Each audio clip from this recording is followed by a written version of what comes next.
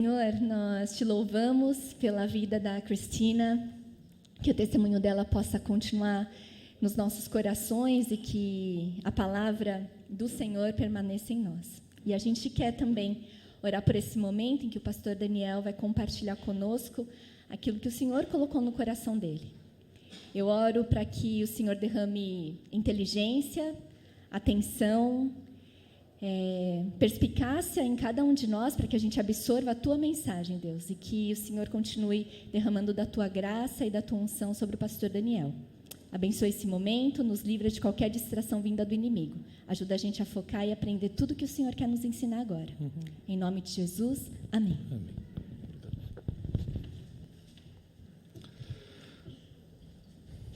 Feliz Ano Novo, para quem ainda não cumprimentei.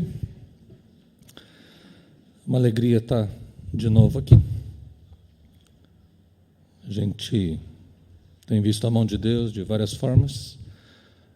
Eu queria compartilhar algumas coisas com vocês hoje. Ficou só lá.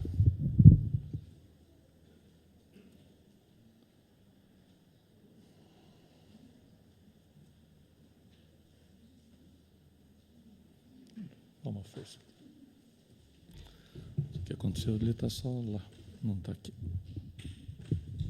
Desculpa, deixa eu ver. Não foi. Agora foi. Não foi. Faz de novo.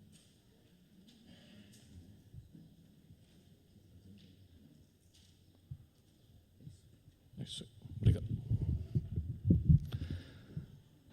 Interessante como tudo que a gente cantou e ouviu a Cristina falando conduzem para essa pergunta. Qual é a nossa única esperança na vida e na morte? Qual que é? Vou mostrar rapidinho. Qual que era mesmo?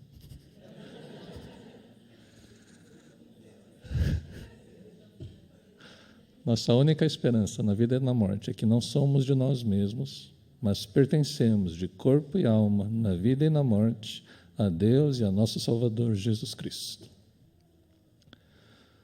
Não sei, depois de ouvir todas as músicas que o André escolheu, e sabendo que o Dan também compartilhou sobre essa questão domingo passado,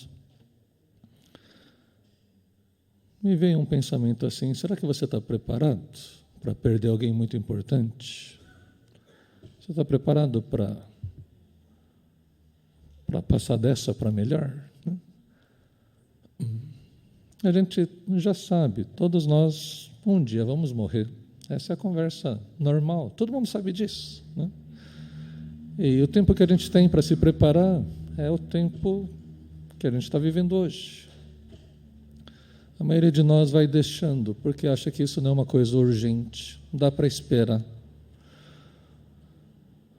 Uma frase que eu gosto de usar é que a gente sempre sabe qual que é a primeira vez. Primeira vez que veio para o Brasil, a primeira vez que foi, a primeira vez que comeu, a primeira vez que... Mas você nunca sabe qual foi a última vez. Porque pode ser o último domingo que você está vindo nessa igreja. A gente não sabe. Então, não sei por que está concatenando tudo, mas se Deus está falando no seu coração, é hora de colocar as coisas em ordem. É hora de acertar a sua vida com Deus. Para quem está nos visitando, essa esperança é para aqueles que entregaram sua vida para Deus, convidaram Jesus para ser dono da sua vida. A gente não consegue lidar com isso por nós mesmos.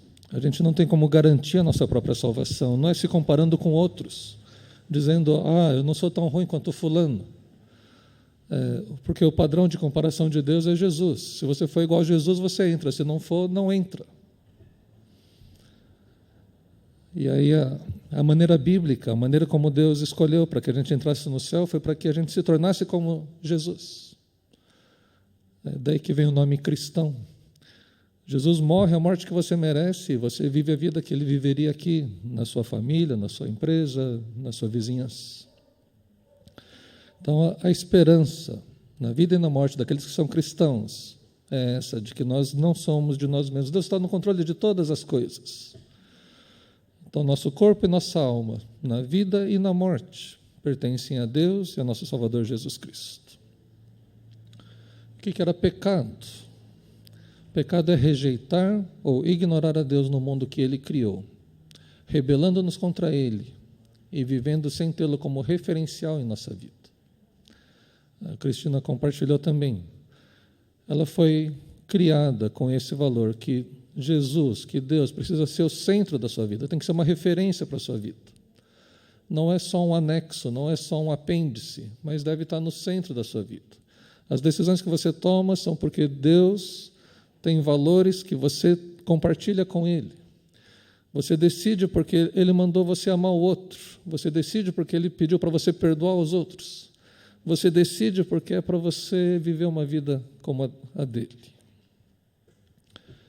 E a última vez eu falei sobre idolatria, né? Que idolatria é confiar nas coisas criadas e não no Criador, para nossa esperança, felicidade, significado e segurança. É confiar no dinheiro, confiar na sua inteligência, confiar na sua família, para ter sua esperança, felicidade, significado e segurança. E aí até coisas boas podem se tornar ídolos na nossa vida. Mas hoje eu quero falar sobre a compaixão do rei. A gente está vendo o livro de Mateus, chegamos ao capítulo 14. Se você tem sua Bíblia, vai acompanhando o texto aí com a gente. O rei, ele se importa.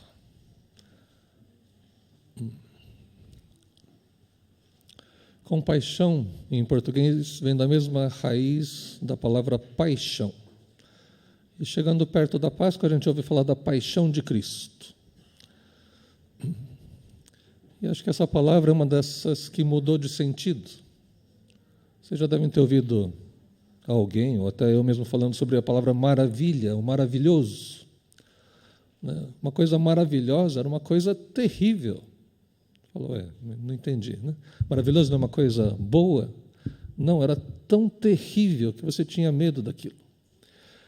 Modernamente o sentido foi mudando, e hoje a gente fala que uma coisa maravilhosa é uma coisa bonita. Obrigado. Não tinha aqui, obrigado. E paixão é uma dessas palavras que foi mudando de sentido com o tempo. Se você olhar o dicionário Roais, o sentido de apaixonado, de amor por outra pessoa, por uma mulher, é só a sexta definição. A primeira é o sofrimento de Cristo, depois é um teatro sobre a representação de Cristo, depois fala sobre a semana do sofrimento de Cristo.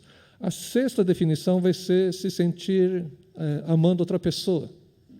Aliás, a quinta definição fala que é quando você decide mais pelo sentimento do que pela razão. Né? Por isso que é paixão pelo futebol. Né? Não tem nada a ver de razão, é só coração. Né?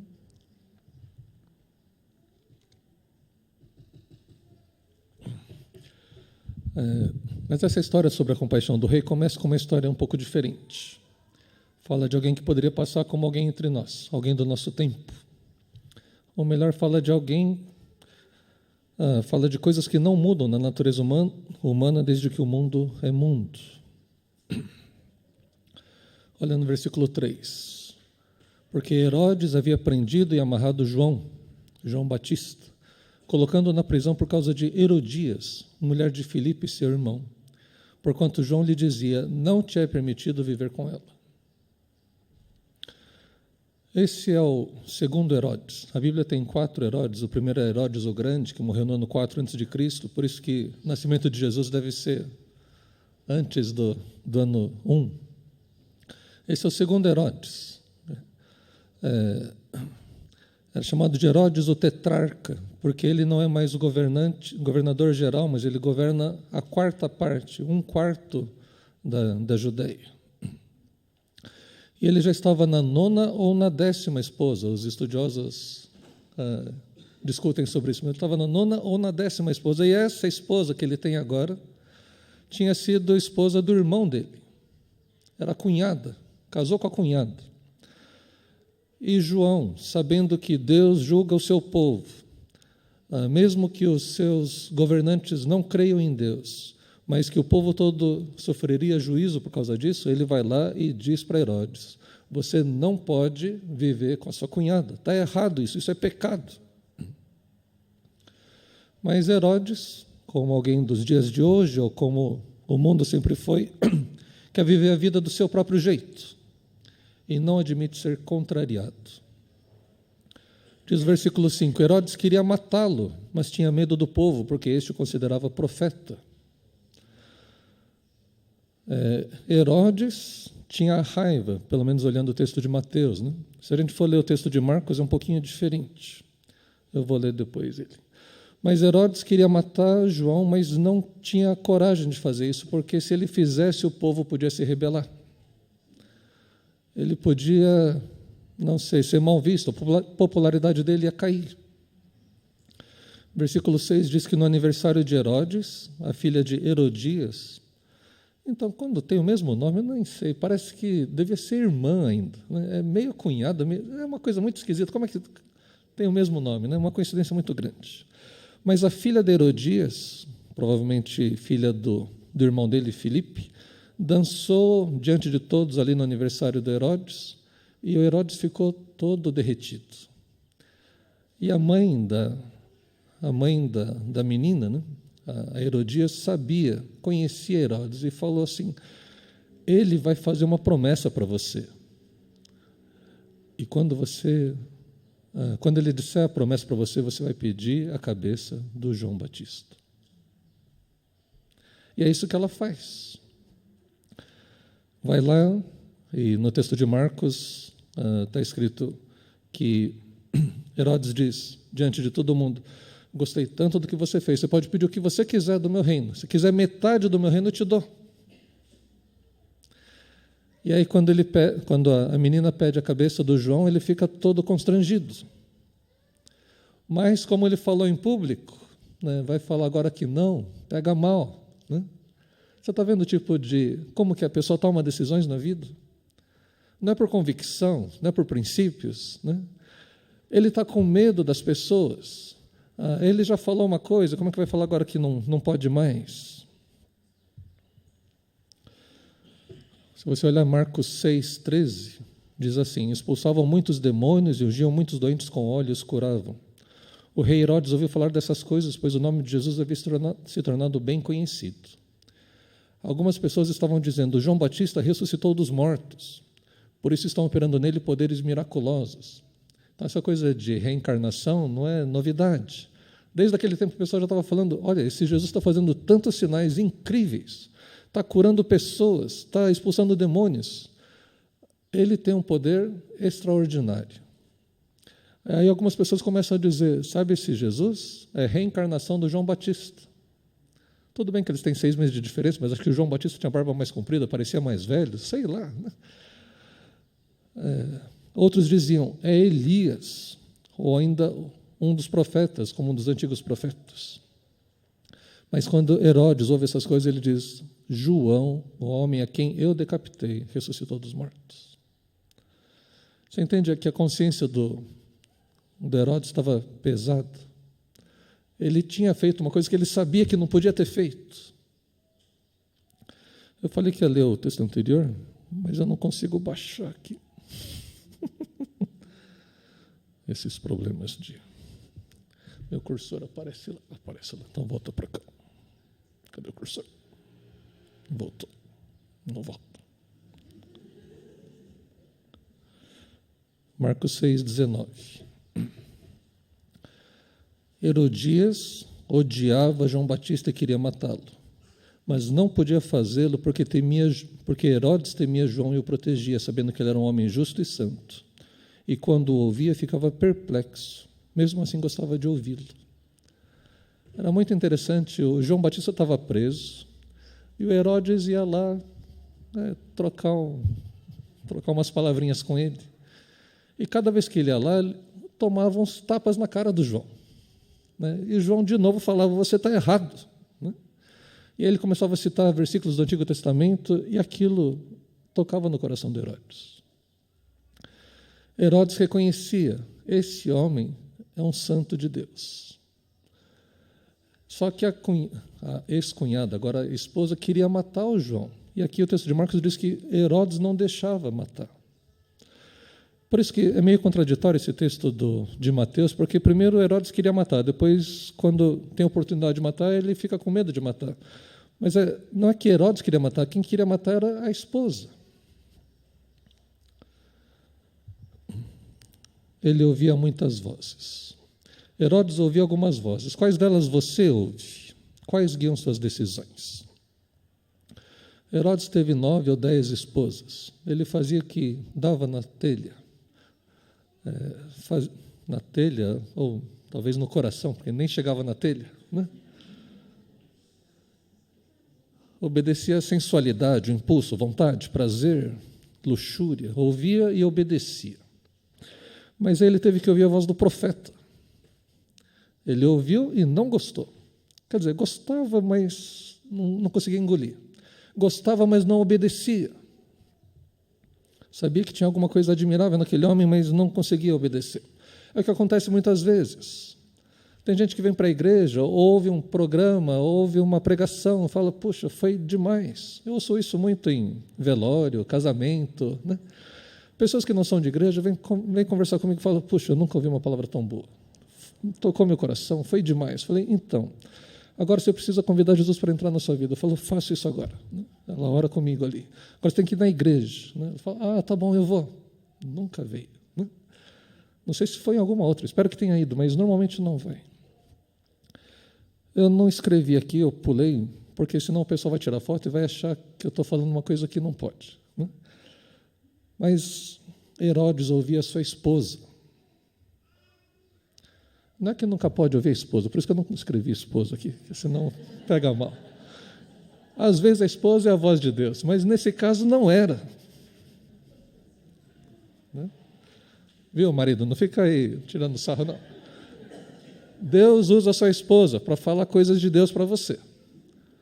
Mas pode ser que, não sei qual que é a sua história, pode ser igual a história do Herodes e da Herodias. A Herodias queria matar o João Batista. Eu recebi uma piada de um rabino, não sei se alguns viram essa semana. O rabino está ali ensinando ali, ele fala assim que teve um casamento, o leão ia casar. E convidou todos os animais. Aí o rato escreve um cheque, né, faz um presente para o leão e fala, irmão leão, aqui está um presente. Aí o leão fica bravo. Né? Como assim, irmão? Eu convidei você para o casamento, mas me chamar de irmão é outra coisa. Aí diz que o rato responde, eu também era leão antes de casar.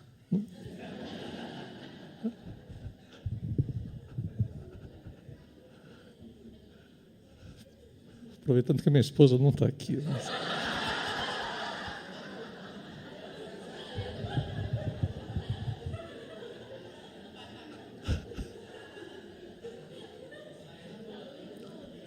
No YouTube, essa não.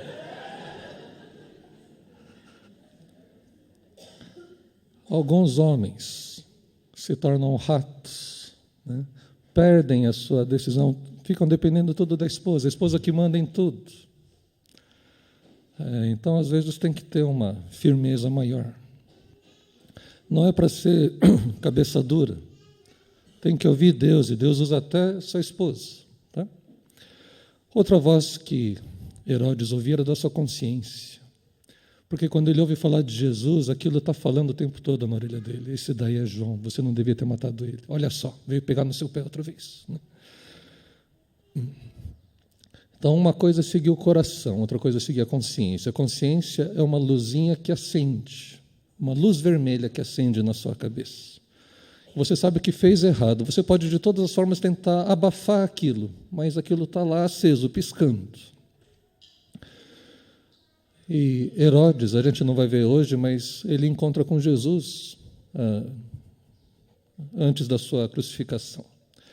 E tem uma conversa com Jesus. E a conversa é assim, Jesus, faz um truque aí, faz um milagre para eu ver. Fala alguma coisa. Né? Porque Herodes tinha muita curiosidade sobre quem era esse Jesus, de quem tantas pessoas falavam. E Jesus fica quieto, não responde a nenhuma das perguntas do Herodes. Até que Herodes diz assim, Você não percebe que eu tenho autoridade para libertar você ou para mandar crucificar você? E qual que é a resposta de Jesus? Você não teria nenhuma autoridade se do céu não tivesse sido dado a você. Isso às vezes deixa a gente confuso. Quer dizer que o Herodes era o homem de Deus no governo ali? Que coisa estranha. Não importa qual governante, tem a autoridade de Deus. Isso quer dizer que a gente deve sempre obedecer à autoridade? Sim, desde que não contrarie a lei de Deus. É um assunto complicado, a gente pode discutir mais depois. Uma vida moderna, até os dias de hoje, assim como Herodes ou até antes, é uma vida sensual, impulsiva e hedonística, vive em função do prazer. Assim como nos dias de Herodes, que não admitia ser contrariado, os nossos jovens também, nossos adultos também não admitem ser contrariados. São muito poucos os que você diz, não pode fazer assim, aí ele vai atrás e faz de novo só de birra, porque você falou que não podia fazer desse jeito. Herodes abrigava desejos homicidas, ele e a esposa, mas ele tinha consciência culpada e tentava de todas as formas abafar essa consciência. Assim como naquele tempo, as pessoas hoje não seguiam por convicção ou princípios, mas pela vergonha ou medo. Bem que muita gente hoje não tem mais nem vergonha nem medo, né? Antigamente faziam coisas erradas à noite, né? Hoje faz à luz do dia, né? Como diz a própria Bíblia, aliás, fala sobre isso. Vamos continuar o texto de hoje. Ouvindo que havia ocorrido a morte do João Batista, né, Jesus retirou-se de barco, em particular, para um lugar deserto. As multidões, ao ouvirem falar disso, saíram das cidades e seguiram a pé. A gente esteve nesse, chama de Mar da Galileia, mas é um lago, né? É um lago bem grande. E dos pontos altos você enxerga quase tudo, né? São 20 quilômetros no máximo de extensão ali, 22 quilômetros. Então dá para ver de longe. Então as pessoas viram que Jesus saiu de um lugar, então elas começam a sair das cidades e falam, onde você está indo? A gente está seguindo Jesus, né? E aí a multidão vai crescendo, vai crescendo. E quando Jesus sai do barco, viu uma multidão tão grande, teve compaixão deles e curou seus doentes. Eu queria falar bastante sobre essa coisa de compaixão. Jesus precisava muito de descanso. Especialmente quando a gente lê o livro de Marcos, é uma coisa emendada na outra, não tem tempo de respirar, não tem tempo de descansar. Mas ainda assim, quando ele chega ali do outro lado, a compaixão o faz se entregar a eles. Aí eu queria ler algumas coisas aqui. A Margarete Yuria esteve aqui com a gente em dezembro. No dia 5 de janeiro, 2 semanas atrás, estamos abrigando cerca de 210 venezuelanos. E também um haitiano, um panamenho, um peruano, um colombiano, um cubano e uma japonesa. Nas 3 casas e em 13 kitnetes. Agradecemos por seu apoio e orações. A luta é grande, pois o inimigo não descansa, mas a vitória é do Senhor, porque por ele aqui marchamos. Aí que ela mandou ontem, falando, ora por um haitiano que caiu, bateu a cabeça e faleceu. Tem 3 filhas pequenas. Ora pela família do Jesus, um venezuelano que morreu 2 dias atrás, eletrocutado no trabalho. Deixou a esposa e 4 filhos pequenos, que chegaram a Manaus há 1 mês. Estão lá no abrigo. Pela irmã Eris, que está no Nova Vida, mas está em fase terminal de câncer, sente muitas dores. O pai está do lado dela sofrendo muito. Ela deixou 5 filhos na Venezuela. Né? E assim ela vai falando vários. Ela fala assim, ora pelos meus filhos, Paulo, Davi, Caris, Vitória, pelo meu marido Ezequiel, que está viajando nas terras indígenas. Ela tem problemas na coluna, ela tem pinos na coluna, fez cirurgia para... Ela fala que está dirigindo, às vezes ela tem vontade de colocar a cruz vermelha no carro e ligar uma sirene, porque o tempo todo ela ainda só para o hospital e para pronto-socorro. Ela não tem muita saúde, mas sentiu compaixão. Qual que é a diferença de compaixão e ter dó? Dó, você olha e fala, ai, coitadinho. Né? Aí você vira e continua fazendo suas coisas. Né? Compaixão vai além disso, é uma coisa que move você a fazer algo por eles. Então, quando a gente está lendo aqui que Jesus teve compaixão daquela multidão e foi curar os doentes, ele não ficou parado, ele foi fazer alguma coisa pelos outros. Em 6 ocasiões nos evangelhos aparece essa coisa da compaixão, de compadecer-se, e é sempre Jesus. Lá em Mateus 9 a gente viu isso daqui. Ele olhou para a multidão e eram como ovelhas sem pastor, cansadas, feridas, largadas, e ele sente compaixão por elas. Nesse texto que a gente leu e na outra passagem, quando a gente tem outra multiplicação de pães, ele vê as multidões com fome e sente compaixão delas. A gente está numa igreja de classe média, então dificilmente você passa fome, a não ser que esteja em dieta. Né? Fazer dieta é coisa chique, né? Não é coisa de pobre. Pobre não faz dieta. Né? Alguém que não tem recursos para comprar o que comer, seu coração fica como? Jesus também teve compaixão dos 2 cegos, lá em Mateus 20, e do leproso, e também da viúva de Naim, que perdeu seu filho. Jesus olha ali o enterro, ele sente no coração uma compaixão muito grande. Compaixão é sentir junto o sofrimento, compartilhar o sofrimento do outro e dar um jeito. Quando a gente vem de carro, a gente sempre passa ali, final da Raposo, para pegar a Marginal, tem sempre alguém com plaquinha dizendo, me ajuda, estou com fome. Né? É sempre o mesmo, né? Todo dia. Tinha um lá mais magrinho que quando ganhava alguma coisa fazia um sinal assim para o céu. São atores interessantes. Né? Eu dava aquele papelzinho para ir na ACAP. O pessoal até agradece, mas está sempre ali. Então, não foi lá na ACAP. Ele não quer sair da rua.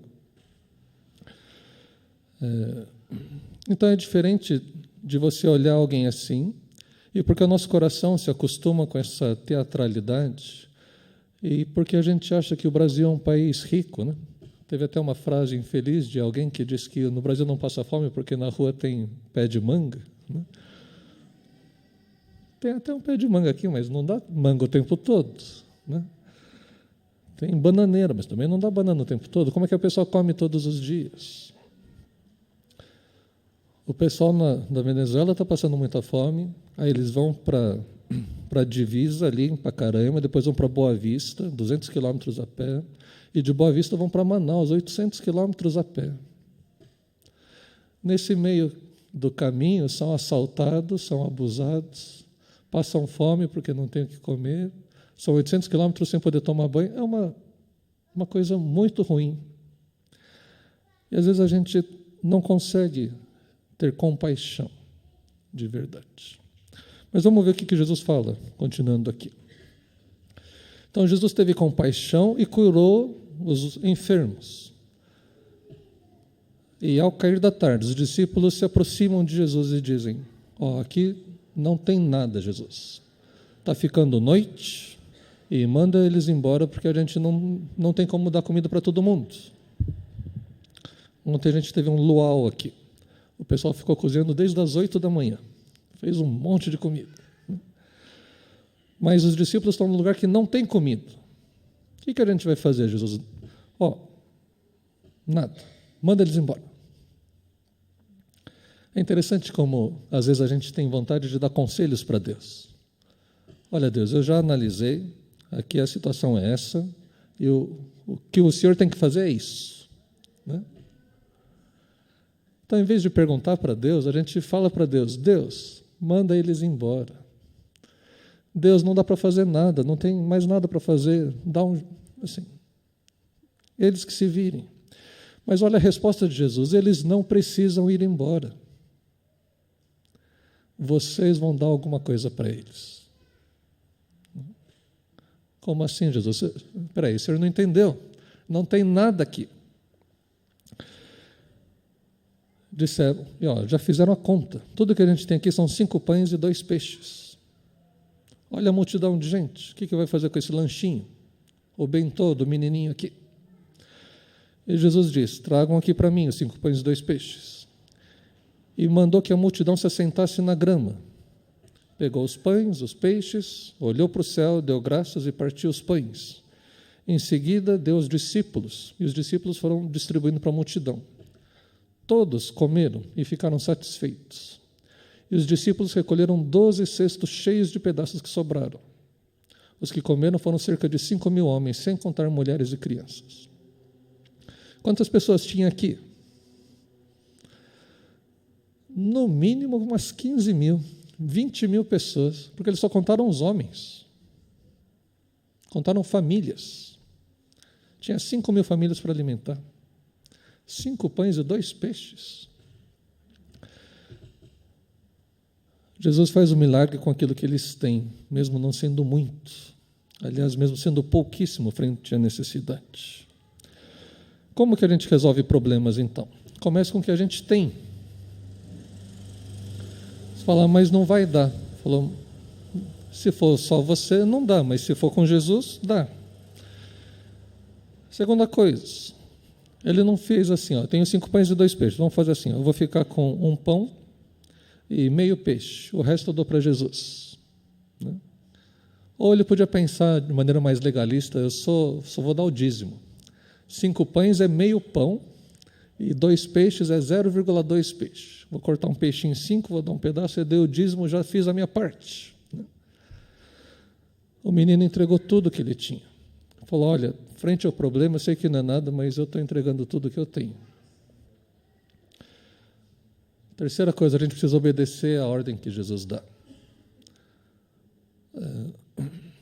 Eu não sei qual foi o sentimento deles, mas quando Jesus parte o pão e dá para os discípulos, e fala, agora vocês distribuem para os outros. Acho que na primeira leva, os discípulos foram dando pedacinhos bem pequenininhos para cada um, porque para render mais. Aí eles voltam para Jesus, tem mais. Falou, achei que já tinha acabado. Não, pode levar esse outro. Então eles saem distribuindo mais pão. E daqui a pouco eles estão distribuindo pães inteiros. Fica com 2, fica com 5 para você, quanto você quer. Né? Eles começam a ver que aquilo está multiplicando. Mas a obediência começa com coisas pequenas que a gente às vezes não acredita que vai dar certo. A gente até tem a ordem, mas a gente quer ainda dar uma ajeitada do nosso jeito. E para resolver os problemas, eu acho que isso foi muito didático da parte de Jesus. Agora recolham tudo que sobrou. É motainai, não pode deixar sobrar nada. E a volta para casa, cada um dos discípulos tem que carregar um cesto cheio de sobras. Meio que para dizer, nunca se esqueçam dessa lição. Aquilo que parecia tão pouco, Deus multiplicou, e olha que você ainda tem que carregar de volta para casa. Embora tenha sido muito pedagógico, didático, a gente sabe já de antemão, porque a gente já leu o resto da história, que os discípulos não aprenderam a lição.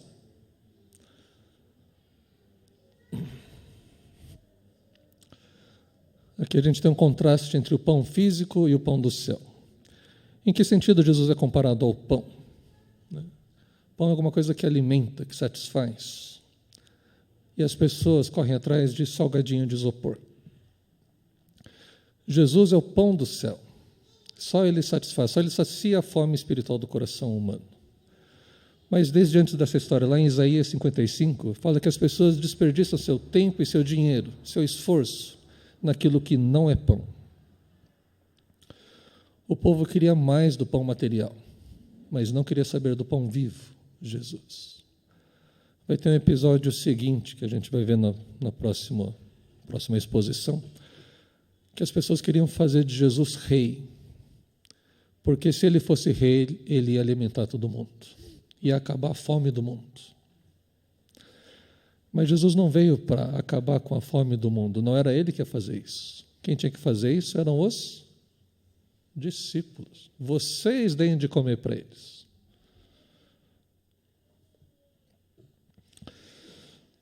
Jesus ainda se compadece das multidões. Ele se importa. Ao ver o sofrimento, ele se importa. Mas Jesus também continua dizendo para a sua igreja: deem vocês mesmos de comer. Eles não precisam ir embora. Vocês podem dar o que comer para eles. O mundo se alimenta de comida vazia, de isopor, de água com farinha. E a igreja priva o mundo de conhecer esse pão do céu.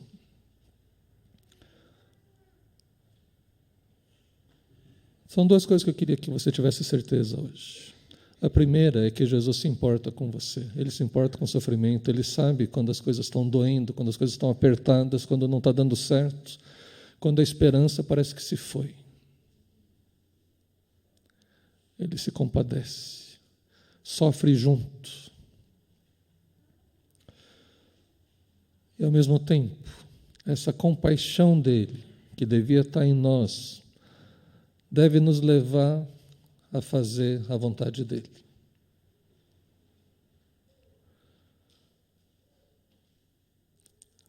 Deve nos fazer também sermos profetas nessa geração corrupta, para dizer: o que você está fazendo está errado. Isso não quer dizer que a gente não deva receber as pessoas. Entenda como Jesus trabalhava. Ele sempre recebeu, acolheu os pecadores.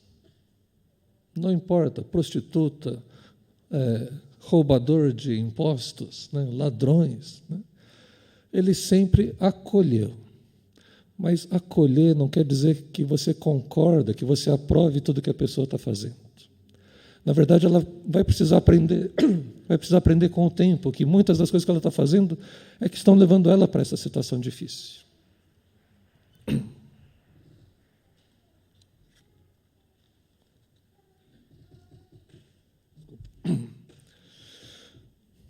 Eu não lembro se eu contei essa história aqui, eu acho que não. Teve uma vez, a minha família, a Obara, se reúne todo o Shogatsu, todo dia 1º do ano. E tinha um tio que fazia muito tempo que não vinha. Esse tio era casado, porque ele faleceu, né? Casado com uma pessoa bastante espírita. Não sei se bastante espírita, ela era espírita. E aí, assim, eu fiquei contente, porque fazia muitos anos que eu não via meu tio Yutaka. Mas aí uma das minhas outras tias viu essa que estava chegando e falou: ela chegou, eu preciso ir lá falar com ela. Foi lá no portão para conversar com a minha tia. Porque ela disse que ouviu falar que estava envolvida com espiritismo, com LBV, com um monte de coisas erradas, e eu não ouvi a conversa. Mas eu sei que meus tios não entraram na festa, foram embora. Eu tenho certeza absoluta que essa minha tia que foi falar era super crente, muito cristã e amorosa de modo geral. Mas aquilo que ela fez, assim, quebrou de vez algum vínculo que a gente pudesse ter com aquela família que foi embora. A gente precisa ser profeta, sim, mas com o mesmo espírito que Jesus tinha de acolhimento. Na verdade, a briga de Jesus é sempre com religiosos, se você prestar atenção. É com aqueles que acham que sabem, não com aqueles que são ignorantes, com aqueles que estão perdidos. Esse precisa ser recebido primeiro. João Batista fez esse papel porque Herodes era o governante. Ele precisava ouvir que ele estava fazendo coisa errada. E alguém precisa denunciar. Olha, isso está errado, isso está errado. Se ele se arrepende ou não, aí é com ele.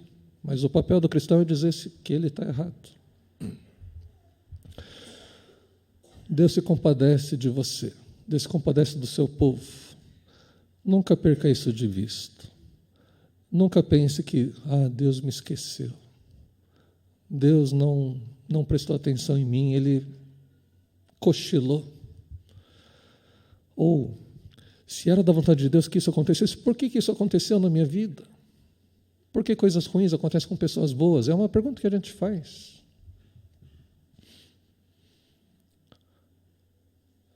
E muitas vezes a gente não tem a resposta. A gente quer ficar procurando uma justificativa. Olha, aconteceu isso, você perdeu isso, fulano morreu por causa... Não sei.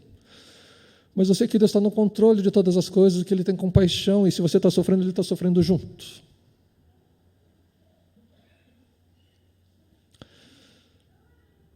Nós devemos dar o pão da vida. Pão material também, mas especialmente o pão da vida. Que as pessoas conheçam esse que é aquele que satisfaz o nosso anseio por propósito. Então, nesse início de ano, eu queria que você, uma vez mais, reafirmasse sua fé nesse Deus que tem compaixão de nós. Reafirmasse sua fé nesse que é o pão da vida. Abaixe sua cabeça. Te louvamos, Deus, porque o Senhor manda a Tua palavra para nos falar e para nos ensinar, para nos confrontar às vezes, mas especialmente, Deus, para nos encorajar nos momentos de dificuldade. Mais do que isso, Deus, a Tua palavra diz que a gente deve estar compartilhando sobre esse pão da vida que traz a satisfação, a saciedade para essa fome espiritual do mundo. E oramos, Deus, para que a gente use as nossas vidas para compartilhar desse pão com outras pessoas. Oramos, Deus, especialmente pelos nossos amigos, nossos parentes, nossos queridos. Usa as nossas vidas, Senhor, mas que não seja só através da gente, mas o Senhor use outras pessoas também para levar a Tua palavra para eles. Mas usa-nos especialmente para orar, para interceder por eles e para ter uma vida de coerência, para que quando eles olhem para a gente, eles tenham uma boa impressão do que é ser cristão, porque eles conhecem alguém que ama e vive a vida que Jesus viveria aqui.